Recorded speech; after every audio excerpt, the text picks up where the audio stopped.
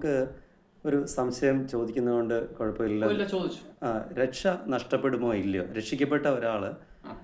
അദ്ദേഹത്തിൻ്റെ രക്ഷ നഷ്ടപ്പെടാനായിട്ട് സാധ്യതയുണ്ടോ? അതിനെപ്പറ്റി ബ്രദറിൻ്റെ അഭിപ്രായം എന്ന് പറയാം. അതെന്താ ഇപ്പൊ അങ്ങനെ ചോദിക്കാൻ കാര്യം എന്നാ? അല്ല, അങ്ങനെ ഒരു പഠിപ്പിയിലുള്ളതായിട്ട് ഞാൻ അറിഞ്ഞു. രക്ഷ നഷ്ടപ്പെടത്തില്ലെന്നല്ലേ? അതെ അതെ അതെ. അപ്പൊ രക്ഷ നഷ്ടപ്പെടുമെന്നും രക്ഷ നഷ്ടപ്പെടുത്തില്ലെന്നുള്ള പഠിപ്പീര് നമ്മുടെ വിശ്വാസകുളത്തിലുണ്ട്. അതെ. ഓക്കെ, അതിനെപ്പറ്റി നമ്മുടെ ബൈബിൾ അല്ലെങ്കിൽ അപ്പോസ്തലന്മാർ എന്താ പറയുന്നതെന്ന് നമുക്ക് ചെറുതായിട്ട് നോക്കിക്കഴിഞ്ഞാലേ, ഈ അപ്പോസ്തലന്മാരെ നമുക്കറിയാം. അവര് പോയി അല്ലെങ്കിൽ യേശു ക്രിസ്തു മരിച്ചിട്ട് ഉയർത്തതിനു ശേഷം ശിഷ്യന്മാരോട് പറഞ്ഞു, നിങ്ങൾ സകല ശിഷ്യരോട് പോയി സുവിശേഷം പ്രസംഗിക്കുക, വിശ്വസിക്കുകയും സ്നാനമേൽക്കുകയും ചെയ്യുന്നവൻ രക്ഷിക്കപ്പെടും, വിശ്വസിക്കാത്തവൻ ശിക്ഷാവിധിയിലകപ്പെടും.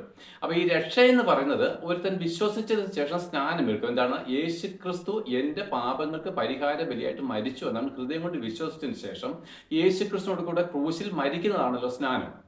അങ്ങനെ മരിക്കുമ്പോൾ ദൈവം തന്റെ ആത്മാവിനെ നമുക്ക് തരും. ദൈവത്തിന്റെ ആത്മാവ് എന്ന് പറഞ്ഞാൽ നിത്യജീവൻ, വെച്ചാൽ മരണമില്ലാത്ത ആത്മാവാണ്. ഈ ആത്മാവ് നമ്മൾ വരുന്നതാണ് രക്ഷ.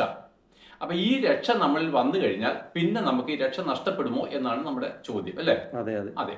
അപ്പോ ഈ രക്ഷ നഷ്ടപ്പെടുമോ എന്ന് ചോദിച്ചു കഴിഞ്ഞാൽ, അപ്പൊ ഈ പരിശുദ്ധാത്മാവാണല്ലോ രക്ഷ എന്ന് പറയുന്നത്. വീണ്ടും ജനിക്കാന്ന് പറഞ്ഞാൽ പരിശുദ്ധാത്മാവ് നമ്മൾ വരുന്നതാണ്. അപ്പൊ ഈ പരിശുദ്ധാത്മാവ് വന്ന ഒരു വ്യക്തിക്ക് അവന് ഈ രക്ഷ നഷ്ടപ്പെടുത്തുവാനും രക്ഷ നഷ്ടപ്പെടുത്താതിരിക്കാനുമുള്ള സ്വാതന്ത്ര്യം ഈ ആത്മാവിനെ പ്രാപിച്ച വ്യക്തിയുടെ സ്വഭാവത്തിൽ ആശ്രയിച്ചായിരിക്കുന്നത്.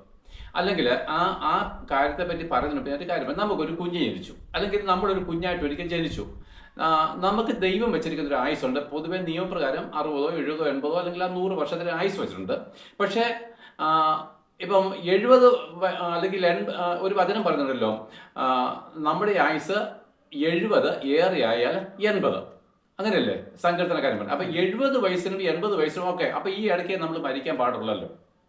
അതിൻ്റെ ഇടയ്ക്ക് നമ്മൾ മരിക്കാറുണ്ടല്ലോ, പല കുഞ്ഞുങ്ങളായിട്ട് മരിക്കാറുണ്ട്, ഇല്ലേ? ഈ 70 വയസ്സ് തികയ്ക്കുന്നതിന് എത്രയോ പേര് ഭൂമിയിൽ മരിക്കുന്നു. അപ്പൊ ദൈവം അങ്ങനെ ഒരു നിയമം വെച്ചെടുത്ത് തന്നെ അനേക വ്യക്തികൾ മരിക്കുന്നുണ്ട്.